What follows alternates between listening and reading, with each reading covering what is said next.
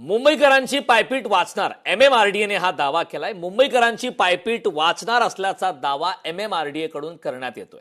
MMRDA कडून travel letter युक्त पूल बांधण्यात येतो। या पुलाचा मार्ग मोनोरेल, महालक्ष्मी मेट्रो 3 आणि पश्चिम रेल्वे स्थानकांना जोडणारा पहिला एक्सलेटर युक्त स्कायवॉक आहे। यामध्ये 15 मीटर लांबीचे ट्रॅव्हलेटर्स बसवण्यात आले आहेत। याचा आढावा घेतला आमच्या प्रतिनिधी स्नेहा जाधव। मुंबईमध्ये नवनवीन विकास कामं उभारण्यात येत आहेत। त्यातच आता एमएमआरडीए कडून एक नवीन प्रोजेक्ट हाती घेण्यात आलेला आहे। यामध्ये जर आपण पाहिलं तर मोनोरेलचा संत गाडगे महाराज चौक या स्थानकापासून ते जे रेल्वे स्थानक आहे त्याला जोडून, तसंच मेट्रो भुयारी मेट्रोचं स्थानक महालक्ष्मी स्थानकाला जोडणारा एक पूल आहे तो बनवण्यात आलेला आहे।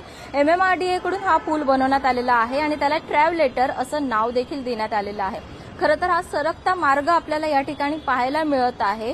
भुयारी मेट्रो असेल, उपनगरीय मेट्रो रेल्वे असेल आणि मोनोरेल यांना जोडणारा हा मार्ग आपल्याला पाहायला मिळत आहे। विमानतळावर दिसणारा सरकता मार्ग ट्रॅव्हलेटर महालक्ष्मी परिसरात उभारला जातोय आणि मोनो रेल्वेचा पश्चिम उपनगरी रेल्वे मार्गिकेशी मुंबई मेट्रो 3 मार्गिकेशी जोडण्यासाठी एमएमआरडीएने हा ट्रॅव्हलेटर पूल बनवलेला आहे। 450 मीटर लांबीचा हा पूल उभारण्यात येणार आहे। मात्र जेकब सर्कल इथून पुढे हा ट्रॅव्हलेटर नेण्यासाठी जागा मिळण्यात मात्र अडचणी निर्माण होत होत्या। त्यामुळे या पुलाचा शेवट जो आहे तो जेकब सर्कल पर्यंतच असणार आहे।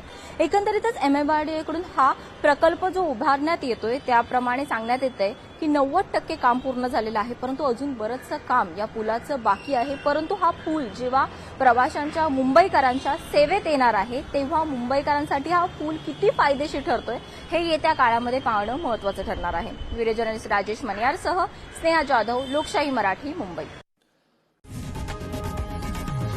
लोकशाही मराठी ऐका, पहा, जागरूक रहा।